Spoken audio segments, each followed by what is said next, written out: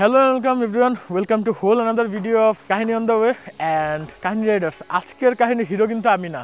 আজকের কাহিনীর হিরো হচ্ছে আমাদের রয়্যাল এনফিল্ড ক্লাসিক 350।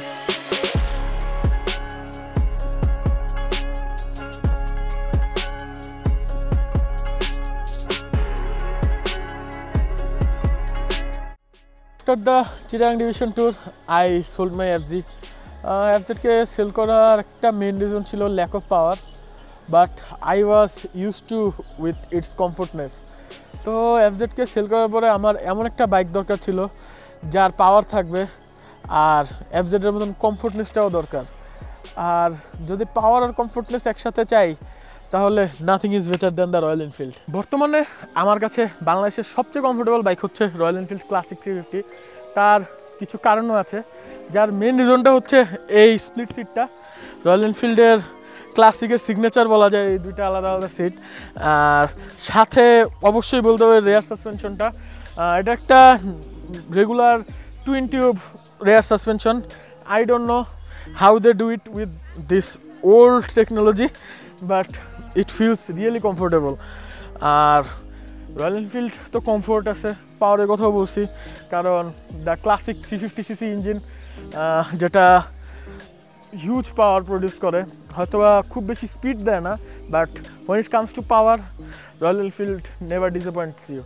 বাট শুধু কি পাওয়ার আর কমফোর্ট না, ব্রেকিংও আছে। ব্রেকিংয়ের ক্ষেত্রে রয়্যাল এনফিল্ড আমাদেরকে ডুয়াল চ্যানেল এবিএস প্রোভাইড করে, but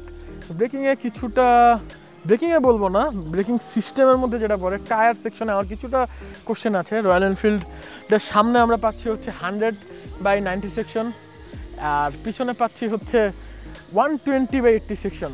I don't know why they are still going with 120। It should have been 130, but it is how it is. তো এই 120-130 কি খুব বেশি বদল করে রাস্তায়, সেটা ম্যাটার করে। তো চলেন আমরা বাইকটাকে রাইড করি। হোলা কাহিনী রাইডার্স, ওয়েলকাম ফ্রম পদ্মা সেতু। অনেক দিন পরে মোটর ব্লগিং সেট আপে। তো আজকে আমরা রয়্যাল এনফিল্ডের প্রপার ক্যাপাবিলিটি টেস্ট করার জন্য রওনা দিয়ে দিই ঢাকা থেকে আমার গ্রামের বাড়ি শরীয়তপুরের উদ্দেশ্যে। কারণ একটা বাইকের মেইন ক্যাপাবিলিটি চেক করার জন্য হাইওয়েতে রাইড করা খুব ইম্পর্ট্যান্ট। তো বাইকটাকে আমি লাস্ট 30 মিনিট ধরে মাও এক্সপ্রেসওয়েতে কন্টিনিউয়াস 80 স্পিডে ক্রুজ করলাম, and it's rides awesome. Normally বাইকটার হিটিং ইস্যু নিয়ে অনেক কমপ্লেন, বাট আমি বলতেছি না যে বাইকটা একদমই হিট হয় না, বাইকটা হিট হয়। কিন্তু যখন আপনি কন্টিনিউয়াস হাইওয়েতে রাইড করবেন, হাইওয়ে স্পিডে যখন বাইকটা কন্টিনিউয়াস চলতে থাকবে, তখন কোনো হিটই আপনার পায়ে লাগবে না। হ্যাঁ, সিটিতে কিছুটা হিট ফিল হয়, বাট যখন আমি এই পদ্মা সেতুর উপর দিয়ে চালাচ্ছি, তখন মামাতে চালিয়ে আসছি, এক্সপ্রেসওয়েতে এই বাইকটা চালানোর মজাই ছিল অন্যরকম। আজকে আমাদের এই ঢাকা থেকে শরীয়তপুরের রাস্তা চুজ করার মেন রিজন হচ্ছে এই পদ্মা সেতু টু শরীয়তপুর যে হাইওয়েটা, এর ভাঙাচোরা রাস্তা। আর একটা বাইকের প্রপার টেস্ট করার জন্য একটু ভাঙা হাইওয়ে দরকার, আর শরীয়তপুর সবচেয়ে কাছে। সামনে ট্রাকটা ওভারটেক করতে হবে। আর এই রয়্যাল এনফিল্ড ক্লাসিক নিয়ে এইসব ওভারটেক খুব বেশি প্যারা লাগে না, আরামেই বের হয়ে যাওয়া যায়। আর সবচেয়ে মজার বিষয় হচ্ছে ভাঙ্গা। হ্যাঁ, এই ভাঙাগুলা একটু কষ্ট হয়, বাট অন্যান্য বাইকের সাথে কম্পেয়ার করলে ভাই মনে হয় যে সোফায় বসে চালাচ্ছি। শরীয়তপুরের রাস্তাগুলো অত্যন্ত ভাঙা, আর এই জন্যই আমি আজকে আমার গ্রামে যাচ্ছি যে এই বাইকের ড্রাইভেবিলিটি প্রপার টেস্ট করার জন্য। আর সবাই এই যে বাইকের ম্যানুভার নিয়ে একটা কোশ্চেনে থাকে। হ্যাঁ ভাই, বাইকটা অনেক ভারী। এই যে বাসটা যখন চলে আসছে, আমার স্লো করা ছাড়া কোনো উপায় নেই। এই ভারী ওজনটা একটু প্যারা দেয়, বাট আমার যে ওজন, ওর সামনে আমি বাইকের সাথে ব্যালেন্স হয়ে যাই। আর এই যে এই ভাঙা রাস্তা, এই রাস্তায় বাইকের যে কমফোর্টনেস, সাসপেনশন ফিডব্যাক, মানে এক কথায় অসাধারণ। তো এই তো বাইকের ড্রাইভিং নিয়ে আমি খুব বড় এক্সপার্ট না যে খুব আহামরি কিছু রিভিউ দিব, বাট আমি আমার এক্সপিরিয়েন্সটা শেয়ার করলাম। আর হ্যাঁ, বাংলাদেশে ক্রুজ করার জন্য এনি ডে আমার কাছে royal Enfield classic best option, কারণ বর্তমানে এর চেয়ে বেটার ক্রুজিং অপশন আমার মনে হয় না আছে।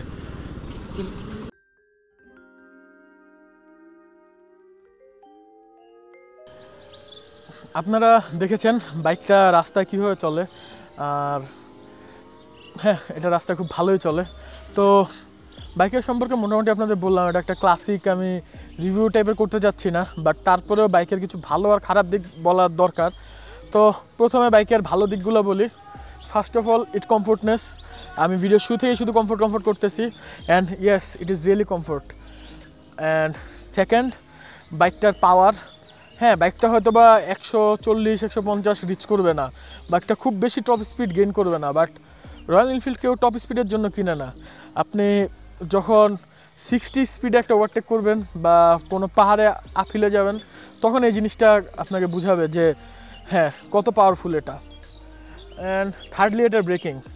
আই নো আমি এটার টায়ার নিয়ে কিছুটা কান্না করেছি যে কেন 120-130 কেন না, but this things ব্রেকস pretty well. কারণ 200 কেজির একটা বাইক এত ভালোভাবে ব্রেকিং করানোটা খুব দরকার, তো এটা খুব ভালোভাবে ব্রেকিং করে। আর গুড সাইড তো গেল, ব্যাড সাইডগুলো ইম্পর্টেন্ট। অনেকের কাছে এটার গুড সাইডের থেকে ব্যাড সাইডগুলোই বেশি হবে, বাট হ্যাঁ it is how it is. আর রয়্যাল এনফিল্ড আমরা যারা কিনি এই ব্যাড সাইডগুলো মেনে নিয়ে কিনি। আর প্রথম ব্যাড সাইড যেটা, সেটা অলরেডি আপনারা ভিডিওতেও শুনেছেন, ইঞ্জিন হিটিং ইস্যু। হ্যাঁ এটা হিট হয়, but the engine technology is like that. তো এটা হিট হবে, এটা আমরা চেঞ্জ করতে পারবো না। বাট দ্য কোশ্চেন ইজ, এই হিটটা কি আপনাকে খুব বেশি বদার করে? সিটি রাইডে হ্যাঁ কিছুটা বদার করে, বাট হাইওয়েতে ডাজেন্ট অ্যাট অল, একদম কোনো বদারই করে না। আর আমার কাছে সেকেন্ড ব্যাড থিং যেটা, সেটাও খুব বেশি ব্যাড থিং ফিল হয় নাই, it's vibration. Yeah, Royal Enfield still have some vibrations, but does this matter really? No, কারণ ভাইব্রেশনটা খুব বেশি না। এটা রয়্যাল এনফিল্ডের এক্সস্ট সাউন্ডের সাথে মানে একটা প্রপার কম্বিনেশন আর প্যাকেজ হিসাবে আসে। হ্যাঁ, আপনি হয়তো খুব লং টাইম যখন টানা 1-2 ঘন্টা বাইক চালান, বাইক থেকে নামার পরে ফিল হবে যে আপনার বাইকটা ভাইব্রেট করছিল, আপনার বডিটা কিছুটা ফিল হবে, but you get used to it and maybe you're gonna enjoy it because that's the feeling of riding a Royal Enfield. And the third negative thing which bothers me more, the headlight. ইন্ডিয়াতে আমি দেখেছি যে ক্লাসিকে ওরা LED headlight offer করে। I don't know Y বাংলাদেশে না, but কি করব, হেডলাইটের আলো অত্যন্ত কম। অপোজিট পাশ থেকে যদি একটা অটো রিক্সাও আসে, কিচ্ছু দেখা যায় না। তো either I have to install aftermarket fog light, or I have to be blind in the night and I have nothing to do. লাস্টে যেটা বললাম যে টায়ার, পিছের টায়ারটা 130 হলেও পারতো, 120-তে যে কোনো সমস্যা, ব্যাপারটা এমন না। সমস্যা না হলেও বেটার কেনা চায়, আর 130-তে হলে হয়তো আমরা একটু বেটার কর্নারিং আউটফিটও পেতাম। আর হ্যাঁ, রয়্যাল এনফিল্ড ক্লাসিক কর্নারিং করার বাইক না, বাট পাহাড়ে ওঠার সময় শার্প টার্নগুলোতে কেনা চায় একটু বাইকটাকে লিন করাতে। তো this was the good side and bad side for you. Bike নিয়ে তখন অনেক কথা বললাম, ভালো দিক খারাপ দিক। আর হ্যাঁ, একটা বাইকের খারাপ দিক থাকবেই, বাট এর মানে এই না যে আমি শুধু খারাপ দিকগুলোই বলবো। আর as I am a owner of Royal Enfield, তো আমি কেন খালি খারাপ দিক বলবো? বাট হ্যাঁ, খারাপ দিকগুলো নোটিস করানো আমার উচিত যখন আমি একটা ভিডিও বানাচ্ছি রয়্যাল এনফিল্ড নিয়ে। আর হ্যাঁ, I am a user of Royal Enfield, এই কারণে আমি কিছু ইউজার এক্সপিরিয়েন্স অথবা ফাইনাল ভার্ডিক্ট বা আমার মনের কিছু কথা আমি ভিডিও শেষে বলতে চাচ্ছি। তো ইফাদ মোটর যখন বাংলাদেশে রয়্যাল এনফিল্ড নিয়ে আসে, আর ওরা এই ক্লাসিক 350-র প্রাইস দেয় 4,47,000 টাকা, তখন দ্য প্রাইস ওয়াজ প্রিটি মানে অ্যাগ্রেসিভ। আর আমরা সবাই পাগল হয়ে যাই, রয়্যাল এনফিল্ড কিনবো, রয়্যাল এনফিল্ড কিনবো। আর ওই মোমেন্টে আমার কাছে টাকা ছিল না। যদি আমার কাছে টাকা থাকতো তাহলে আমি অন্য সবার মতন আমিও ঝাঁপায় পড়তাম রয়্যাল এনফিল্ড কেনার জন্য। আর হ্যাঁ, এত অর্ডার পরে জোড়া প্রায় 6 মাসের প্রি বুকিং নিয়ে নেয়। আর কি বলবো, এই জিনিসটার প্রাইস কি বলে, শোরুমের থেকে সেকেন্ড হ্যান্ড প্রাইসটা বেড়ে যায়। But Royal Enfield, every bike comes with some bad sides as Royal Enfield too. তো এটারও ব্যাড সাইড ছিল। আর the major bad side was engine heating.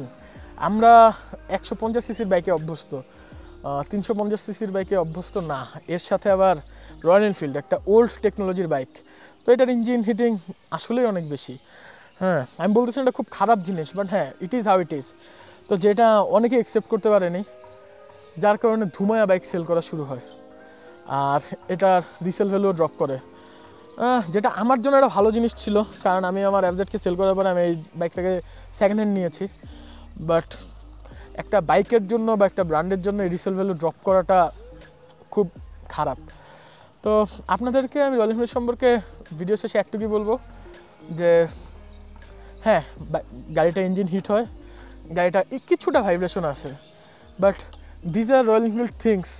এটা রয়্যাল এনফিল্ড কেনার আগে আপনার জানা উচিত। বাট এই দুইটা জিনিসের পরিবর্তে বাইকটা কী কী অফার করে, হিউজ কমফোর্টনেস, আপনি টানা 100 কিলো 150 কিলো চালাতে পারবেন কোনো ব্রেক ছাড়া, কোনো সমস্যাই নেই। তারপর হিউজ পাওয়ার, আপনি সাজেক উঠেন, যেখানে উঠেন কোথাও কোনো সমস্যা নেই। বাংলাদেশে যে কোনো রাস্তায় চলার জন্য বাইকটা পারফেক্ট। হ্যাঁ, আপনি বলবেন ভাই আমি 100 সিসি বাইক নিয়েও সাজেক যেতে পারি, হ্যাঁ আপনি পারবেন, বাট আপনার স্কিলটা দরকার হবে। আমি বলছি না যে স্কিল ছাড়া আপনি রয়্যাল এনফিল্ড দিয়ে চলে যাবেন, বাট কিছুটা সহজ কিছুটা কঠিনের বিষয় আছে। তো that's it from today. Royal Enfield দিয়ে একটা কথাই বলবো, ভাই আপনি যদি রয়্যাল এনফিল্ড কিনতে যান, have a test drive, anyhow, never buy Royal Enfield without having a test drive. Then if you like it, if you enjoy it, then ya this is the one for you. So tata, bye bye, sayonara, দেখা হবে পরবর্তী ভিডিওতে।